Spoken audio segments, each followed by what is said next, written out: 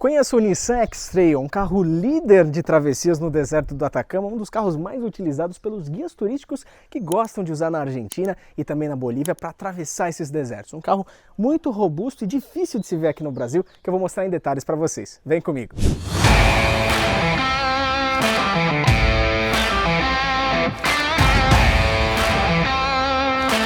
Bom, aposto que você nunca viu um carro desse pela rua. Se viu, foi um a cada 100 milhões de carros. Pois é um carro bem difícil de se ver, uma quantidade bem reduzida no que diz respeito a carros com tração 4x4 da Nissan. São muito mais comuns os da Frontier, os Xterra, porque tiveram produção nacional. Esse especificamente veio direto do mercado asiático para o Brasil e também ele veio de navio, né? Então a gente tem uma conformidade de tecnologia inteiramente gringa aqui, né? Então a gente consegue perceber, depois eu vou mostrar para vocês em detalhes lá dentro, que temos bancos elétricos dos dois lados, que não condiz com o ano do carro e com o que a gente vê hoje em dia no mercado. A gente vê carros como Nivus, como Polo, mesmo as versões Highline, com às vezes banco elétrico só do lado do motorista. Aqui temos nos dois lados. Então é um carro curioso e interessante de você conhecer em detalhes aqui. Vamos começar pela parte de faróis. Os faróis desse carro possuem dentro dele, né? Primeiro que a área da lente é muito grande. Então faz com que você tenha, por exemplo, em regiões de pouca iluminação, você tenha a possibilidade de substituição por uma lâmpada de LED, que tem uma projeção bem grande. Era muito interessante quando a gente vê hoje em dia os carros modernos com projetores de LED, que o pessoal substitui até o kit de xenon original por uma lâmpada BLED. A gente percebe que o projetor tem uma área pequena e aí ele faz aquele facho, né? Ele projeta a luz através do ambiente. Esses carros mais antigos, eles tinham a característica de usar uma lâmpada grande, então usavam uma H3, uma H4, uma H5, para trás, com essa área toda espelhada, cromada, que fazia com que o ambiente se expandisse. Então era diferente, né? Os carros tinham uma lente muito maior para iluminar realmente uma área maior, sem focar naquele projetor atual de LED. Então aqui permite você colocar uma lâmpada de LED bem grande, se eu não me engano uma H3 ou uma H4, porque ela é realmente bem grande. E temos aqui também farol de neblina e seta à direita também bem grande, com lâmpadas que não são em LED. Na frente a gente vê os detalhes cromados, a marca Nissan, e temos aqui também dois LEDs que foram colocados à parte e uma possibilidade de reboque abaixo. Então foi um carro que o mercado asiático trouxe para o Brasil pouquíssimas unidades. Eu contaria na mão que acho que não deve ter 100 unidades aqui no Brasil. E esse carro foi adotado muito pelos argentinos, bolivianos e chilenos no mercado externo aqui da América Latina. Justamente porque ele tem uma capacidade robusta de cruzar grandes áreas no 4x4, áreas de areia e tudo mais, com uma robustez muito grande. Então, a gente vê, eu quando fui para o Atacama em 2016, vi vários guias utilizando esse carro. É um carro espaçoso, que não tem uma manutenção tão cara e um conforto relativamente interessante.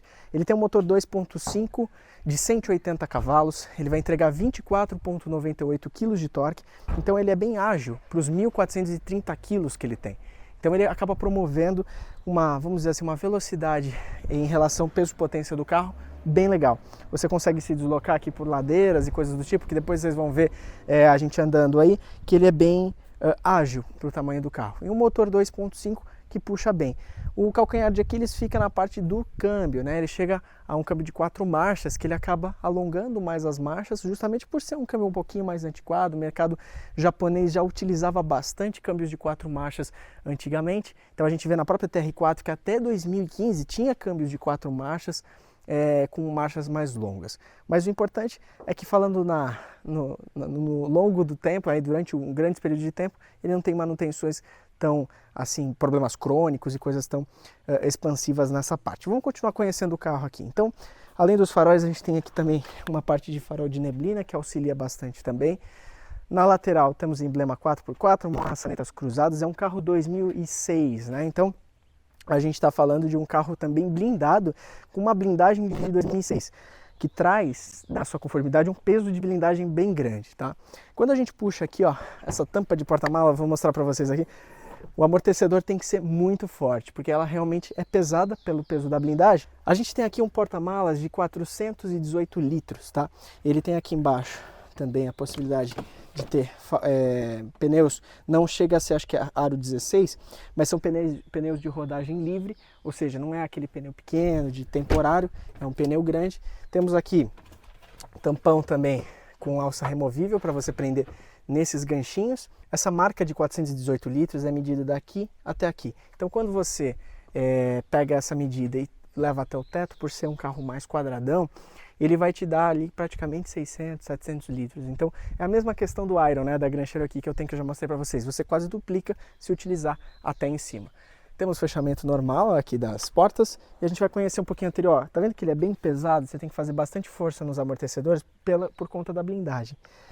Essas blindagens mais antigas, elas chegavam a aproximadamente 500 a 600 quilos num carro. Então você imagina que esse carro, em questão de consumo e também de rendimento, ele está aí superior, muito provavelmente, aos 2.000 quilos. A gente está falando de 1.428 originais, com 2 pessoas mais a blindagem passa dos 2.000 quilos. Então ele seria muito mais efetivo, motor, relação peso-potência e consumo, se nós não tivéssemos a blindagem. Mas por questão de segurança, o proprietário optou em pegar uma versão blindada aqui. Vamos conhecer então a parte interna desse carro. Primeira coisa que eu vou fazer, eu vou regular o banco para mim aqui na frente, eu já mostro para vocês. Bom, então vamos conhecer a parte de trás aqui, regulado para mim lá na frente. Esse é o espaço interno que eu tenho. Temos mais ou menos 3 dedos aqui na frente. Como vocês sabem, eu tenho 1,85 m, então essa distância aqui está proporcional à minha regulagem ali na frente. O Luiz, por exemplo, tem 1,95 m? Então, regulado como estava para ele, eu já pegaria aqui, bateria no meu joelho. Vamos dizer assim, não é dos mais espaçosos, mas também não é dos menores. Permite você viajar confortavelmente. Se você for aqui ao centro, você vai perceber que ele é um pouquinho mais limitado, mas o duto central, aqui embaixo, vocês vão ver depois em insert, ele não é dos mais altos. Temos aqui uma largura de carro que o cara que vai na frente acaba excedendo um pouquinho o banco lateral, então você vê que ele é um pouquinho mais estreito, ele não é tão largo, ele é mais comprido do que largo. Mas para quem viaja, por exemplo, tem 4 pessoas, viaja bem confortável. São bancos em couro, né, que é legítimos de fábrica, que são bem macios, e a gente ainda tem aqui um belo apoio de braço. Então 4 pessoas viajam confortavelmente e conseguem cruzar o deserto do Atacama sem problema nenhum. Aqui em cima a gente tem uma lanterninha, tá? Temos aqui também essa parte de telas aqui que acho que foi colocado como acessório para o pessoal aqui atrás também ver. E o carro, olhando aqui de trás, ele é bem espaçoso. A gente tem uma área bem grande, ele parece maior por dentro do que por fora, tá? Então vamos conhecer lá na frente, ó. Aqui a gente tem apenas um porta... Ah, não, é um porta-copos. Eu pensei que era um cinzeiro aqui, mas ó, é um porta-copos que ele ainda abre para 2 copos aqui que você pode colocar aqui atrás. 2 porta-revistas. Temos o famoso PQP dos 2 lados, só não temos no motorista e não temos alças aqui para off-road. A gente só tem aqui em cima. Bora conhecer lá na frente. Bom, vamos conhecer aqui dentro. Para começar, né? Vamos falar um pouquinho de acabamento de um carro 2006. Não dá para você esperar, por exemplo, emborrachado, soft touch, mas a gente já tinha, por exemplo, um acabamento aqui em tecido e um plástico diferenciado em relação aos demais. O resto é plástico duro, um carro que tem como característica, principalmente os asiáticos, a ser mais simples na parte de acabamento, para não dar tanto, como que eu posso dizer assim, para ter uma lavagem, uma limpeza mais fácil, principalmente em locais que esse carro é utilizado. Não sei se vocês já viram árabes com esses carros no meio do deserto, eles colocam quase 3.000 cavalos e cruzam aquelas dunas absurdas, fazendo loucuras com os carros. Então ele é muito utilizado no mercado asiático também para essas cruzadas em desertos e dunas e tudo mais. Os caras fazem várias loucuras nele. Vamos começar aqui então. Temos aqui, ó, banco elétrico, regulagem de banco elétrico, tanto do encosto quanto do trilho, tanto no motorista quanto lá do outro lado para o passageiro. Um diferencial interessante, haja visto que hoje em dia mesmo carros completos não tem dos 2 lados, às vezes só tem um. E também temos ajuste de altura aqui para baixo e para cima. Esse se trata de uma versão blindada, então ele tem aqui a parte dos efeitos de áudio e tudo mais, também para você ligar aqui como todo carro blindado exige. Temos a parte eletrônica aqui de retrovisores, direita e esquerda, e também a gente consegue manipular cima e embaixo. E aqui trazendo vocês para dentro do cockpit, essa é a visão aqui. Então vamos ligá-lo aqui. O carro estava desligado um tempinho, tá falhando um pouquinho, mas ele é porque estava parado aí. Bom, com o carro ligado aqui a gente consegue ter a primeira impressão. Controle de cruzeiro aqui logo à direita, então você tem um piloto automático que não é adaptativo, mas consegue pré-determinar uma velocidade aqui, tá? Temos aqui do lado esquerdo, como eu havia falado para vocês, toda a parte de retrovisor, sendo direita e esquerda e controles cima e embaixo. Temos aqui No mercado asiático é comum nós termos o painel ao centro, porque ele é vendido tanto, por exemplo, para os países que o volante é na esquerda, quanto os países que é na direita. Então eles mudavam apenas a coluna de direção e permaneciam com o painel ao centro. Não tinham que mudar isso aqui de um lado para o outro. E o curioso é que você tem um segundo porta-objetos aqui do lado esquerdo. Do lado direito a gente tem os airbags. Quando a gente coloca aqui, por exemplo, no porta-luvas, a gente tem mais itens aqui e tem mais um porta-treco aqui em cima, tá? Do lado direito a gente tem porta-objetos, porta-revistas, não temos porta-copos e temos o mesmo acabamento que a gente tem do lado esquerdo. Vamos se atentar aqui à parte central. A gente está falando de ar-condicionado, então vou inclusive ligar aqui, que está realmente quente aqui. Aqui vai do off até o high, né? Então a gente consegue colocar no máximo aqui. Eu vou diminuir um pouquinho para não ficar tanto ruído aqui no vídeo, tá? Temos aqui a temperatura, né, que você consegue colocar 18 graus ou até 32. E aqui a direção de onde você quer e até ar-condicionado automático aqui. Então você põe na temperatura, ele vai regular automaticamente a velocidade da ventoinha, tá? Ou se você quiser colocar aqui aonde você vai receber o vento, você também consegue colocar. Bom, vamos aqui para a parte de 4x4. É um carro 4x4 que não tem reduzida, mas ele tem 4WD. Então, quando está aqui, está no 4x2. Modo automático, ou seja, provavelmente você tem que pôr em neutro para trocar. No modo automático, ele vai identificar o terreno e vai ver se há necessidade de colocar o 4x4 ou não. E aqui temos o famoso lock, 4WD lock, que é o bloqueio de diferencial. E a gente percebe ali que acende a luzinha ao centro também de 4x4 e também de 4WD lock. Ou seja, em situações que a roda patine ou fique uma no ar, ele vai utilizar a força do diferencial para rodar as duas rodas de uma vez só. Provavelmente esse daqui é um bloqueio central, não se trata de um bloqueio diferencial dianteiro e traseiro como os Wranglers Rubicon. Então ele distribui a força 50-50, provavelmente deve ser isso. Modo automático aqui e modo 4x2 aqui na esquerda. Temos os controles de saída de ar, temos aqui à direita a parte de pisca-alerta, aqui embaixo é um espelho falso e a multimídia aqui ao centro. Temos aqui um porta-objetos, tá? Mais um porta-objetos aqui embaixo, tomadinha, acendedor de cigarros 12 volts e temos aqui um porta-treco também com uma molinha, que os carros japoneses são bons nisso, né? Eles têm umas molinhas que duram eternamente e o negócio sai de uma forma com um efeito maravilhoso, isso é muito bom. Uma coisa bem legal, galera, é que tem uma saída de ar aqui ao centro, que não é muito comum, então o motorista recebe um vento na cara aqui, através do volante, que é muito interessante. Então fora o do lado esquerdo que nós temos ao centro uma saída de ar-condicionado que refresca pra caramba, ainda mais hoje que está um dia bem quente, é bem interessante. Bom, vamos falar um pouquinho do painel aqui ao centro. Então nós temos aqui à esquerda toda a parte de contador de giros, temos o velocímetro ao centro, essa é uma unidade com 148 mil quilômetros, tá? Temos à direita marcador de combustível, temos também a parte de câmbio e temos temperatura de arrefecimento, tá? Quando se trata aqui da parte de câmbio, galera, a gente tem aqui parking, reverse, neutro, drive 2 e 1, ou seja, você pode travar nas marchas 2 e 1 para ele não ficar trocando. Normalmente esses câmbios de 4 marchas tinham esse costume, você está subindo uma serra e você não quer que o carro fique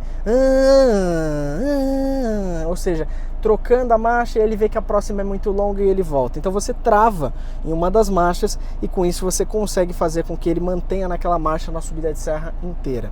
Aqui à esquerda a gente percebe um botãozinho meio difícil de eu mostrar para vocês, mas está aqui, ó.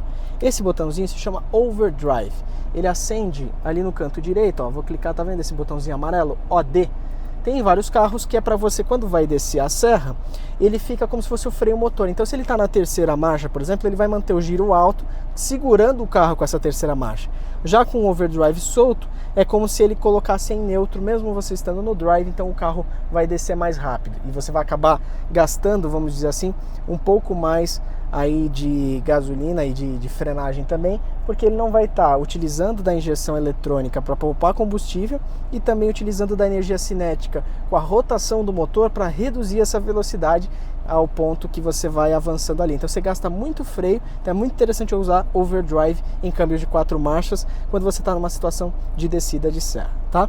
E aqui temos o nosso shift lock, por exemplo, hoje esse carro estava sem bateria, a gente precisou rebocar ele e ele estava desligado, apertando o shift lock e puxando, conseguiu destravar o câmbio para pôr na posição de neutro, a gente puxar com a Grand Cherokee ele na cinta até ali em cima e conseguir fazer a chupeta nele para ele ligar. É um carro que estava 3, 4 semanas sem utilização, então ele realmente estava um pouquinho parado aí, a bateria acabou não aguentando, tá? Então, como eu mostrei para vocês, aqui a gente tem porta-luvas, temos airbag dianteiro tanto para o motorista quanto para o passageiro à direita. E olha só que legal, seu carro tem teto solar? Pois é, essa X-Trail tem, galera, e os comandos são aqui em cima. Então você aperta aqui para abrir e olha só, temos teto solar panorâmico, que, galera, ó, deixa eu tentar abrir para vocês aqui, para vocês verem um plano um pouquinho maior.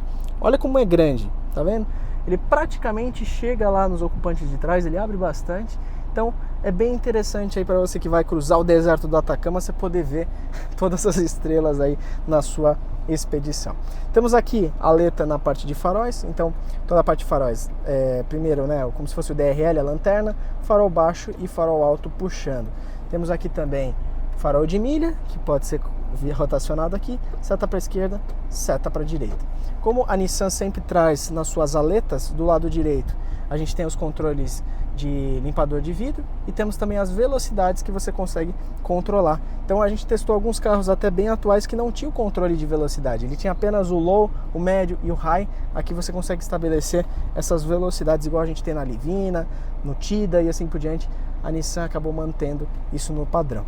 Essa daqui é uma multimídia que inclusive tem um sistema de navegação de GPS, um Navy interno aqui, que você consegue ter um GPS nativo, você tem rádio, você tem, ó, aqui, ó, você pode buscar, como aqueles antigos GPS que você poderia comprar e utilizar, que é o mesmo sistema, né, instalado. Temos rádio FM, temos frequência aqui, acredito que esse daqui não tenha Bluetooth, ele tem a saída auxiliar e Bluetooth aqui que você pode colocar um pendrive ou a saída auxiliar ao seu celular, e volume para cima e para baixo, e também DVD, é uma opção de DVD. Lembrando que tem as telinhas aqui atrás que possibilitam a gente estar vendo esse conteúdo lá atrás também. Galera, sabe uma curiosidade muito legal? Lembra aquilo que eu mostrei para vocês da Tiguan, que ela tem o refrigerador dentro do porta-luvas? Aqui, olha só, cabe 2 latinhas e também tem a saída de ar-condicionado que você consegue fechar aqui, galera. Olha, metade e metade, e refrigerar o seu refrigerante, colocar aqui a sua latinha para gelar. Olha que coisa interessante. Pensando em lugares com temperatura muito alta, passa a ser uma coisa muito interessante, muito legal, e é fundo, viu? Cabe 2 latinhas deitadas aqui tranquilamente. Galera, uma curiosidade interessante que esse carro, quando se acelera, olha como sobe rápido o giro. Olha isso. É um carro que tem assim uma curva de torque imediata, né? Injeção direta de combustível. Então você toca, ele já entrega isso ali, né, no seu contador de giros. Então ele tem uma resposta rápida na aceleração, não tem aquele delay de acelerador eletrônico que muitas vezes você tem que acabar tirando. Isso é uma das vantagens das vezes dos carros com injeção direta de combustível sem pedal eletrônico. Agora eu vou pro motor para mostrar um pouquinho para vocês como é esse cofre e o que tem por lá. Bora lá? Bora falar agora do motor desse carro. É um 2.5 interessante de comentarmos aqui. Ele tem um câmbio CVT de 4 marchas, é um motor que tem 180 cavalos, né? Um motor 2.5 aspirado de 4 cilindros. Ele vai ter aí 24,98 kg de torque, ele não tem reduzida, então esse torque se mantém na máxima ali de giro do motor. Temos a entrada de ar aqui na frente, então com certeza você só pode colocar água até essa altura para não absorver, e tem um calço hidráulico no carro. Existe a versão também que você pode colocar nesses carros um snorkel, então ele já utiliza, se vocês olharem aqui, ele já utiliza esse duto para puxar a mangueira para lá e sair ali do lado direito. É um cofre grande que permite a gente trabalhar bem, vareta de óleo, os fluidos ficam bem acessíveis, o módulo fica aqui à esquerda. Você vê que o módulo é bem pequenininho, né? É um módulo com poucas funções, justamente para ser um carro não muito eletrônico e não dar problemas em situações que você venha a ter no meio de um deserto, por exemplo. É um carro, como que eu disse, mais robusto, que você consegue arrumar com cordão, com silver tape, enfim. É um carro diferenciado nesse quesito. Temos aqui todas as partes da Nissan, então a gente percebe que a parte, por exemplo, da caixa de ar é Nissan, aqui ó, a entrada do duto é Nissan, o motor em si é da Nissan, então a gente não tem muitas peças compartilhadas. Às vezes você pega um BMW que tem um motor, por exemplo, ali um Mini Cooper que tem motor BMW, um Peugeot que tem motor do Mini Cooper, e assim por diante, peças compartilhadas entre os grupos. Aqui é tudo da Nissan e temos abertura de cofre aqui de forma manual, E um capô um pouco pesadinho aí, mas que não dá para esperar de um veículo raiz, coisa diferente. Bom, então vocês puderam ver nesse review um carro mais incomum, né, da gente fazer esse review. Nem sempre vou trazer carro só padrãozinho ou 0 km, seminovos. Esse é um carro que está na faixa de uns 35 mil, de 30 a 40 mil reais. Essa é uma versão blindada e é um carro interessante se você quer um carro robusto para fazer expedições, que não dê tanta dor de cabeça e também que seja mais raiz, com alguns pontos de acabamento interessantes que eu pude mostrar para vocês, como banco eletrônico, com refrigeração das latas, enfim, uma pegada um pouco diferente. Tem muita gente que pega o Toyota Prado, por exemplo, para fazer esse tipo de expedição, porque ele também tem esse perfil um pouco mais robusto, menos eletrônico, para situações onde o ar é rarefeito e a mistura de combustível não é tão das mais ricas, a gente consegue com um carro desse não ter tanto problema de luzinha acendendo e coisas do tipo, tá? Essa é uma versão, então, como eu falei, de 180 cavalos, 24,98 kg de torque, vai te dar um torque interessante, e um 4x4 sem reduzida. Eu acho que o calcanhar de Aquiles dele merecia uma reduzidinha, para ele ficar um pouquinho mais forte em situações, por exemplo, até de subidas de cordilheira, e ele conseguir ser um pouco mais econômico. Então, falando um pouquinho aqui da parte de câmbio, ele faz uma média de 6 na cidade e chega a uns 9 na estrada. É um câmbio CVT, né? Então ele não tem tanta esportividade, traz um pouquinho mais de conforto, e ele, por esticar essas marchas simuladas, ele acaba reduzindo. Às vezes, se você pisar fundo, uma marcha, joga numa segunda marcha para esticar e tal, então você acaba gastando um pouco mais. É uma média aceitável para o motor 2.5 de 2006, eu acho que está dentro dos parâmetros aí do que você espera. Então, como é um carro mais barato, você não vai ter que, como que eu posso dizer assim, investir tão caro num carro. Você pode fazer algumas modificações, colocar um pneu all-terrain, enfim, te permite aí fazer um conjunto um pouquinho mais preparado. Esse aqui tá original, tá? As molas, você vê que é um material bem robusto, inclusive ele me mostrou aqui as molas que foram trocadas e elas são bem grandes, sabe? Eu diria até que são maiores do que a da Grand Cherokee na questão de grossura dos elos. Isso é bem interessante, é um carro bem robusto, mesmo não tendo uma altura tão grande, talvez não sendo 7 lugares ou tão robusto assim, ele tem um conjunto bem forte, bem interessante. Bom, galera, estamos aqui dentro da X-Trail. É diferente, primeira impressão sem esse painel ao centro. Vamos ligar um pouquinho o ar, tá calor pra caramba. Vamos lá. Vamos ver como que é lá. Vamos colocar o cinto aqui, né? Como que ela se comporta? Vamos lá. Quando você pisa aqui para ela sair, percebe que é um carro ágil até para um motor 2.5 blindado. Ela é ágil. Eu percebo o seguinte, que ela, na questão aqui de volante, ela parece ter um pouquinho de folga, sabe assim? Não chega a ser aquela folga igual para de uma Kombi, mas você vira, ela vira um pouco ali. Então ela dá a impressão de, por exemplo, você fazer a curva, ó, ela é confortável, ela tem um delay assim na curva. É diferente, é um carro diferente de você guiar. Parece que primeiro por não ter esse painel aqui ao centro, mas depois por ela ter esse, ó, você vira bastante aqui, ó, para ela fazer quase dar uma volta inteira, é diferenciado.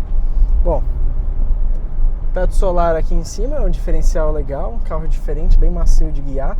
Quando a gente passa aqui, ó, nas lombadas, a suspensão absorve bem, por mais que ela esteja blindada e com essas molas um pouco mais resistentes vamos dizer assim, atrás, ela passa bem por essas imperfeições e é um carro macio, ó. Passar um pouquinho mais rápido aqui, ó.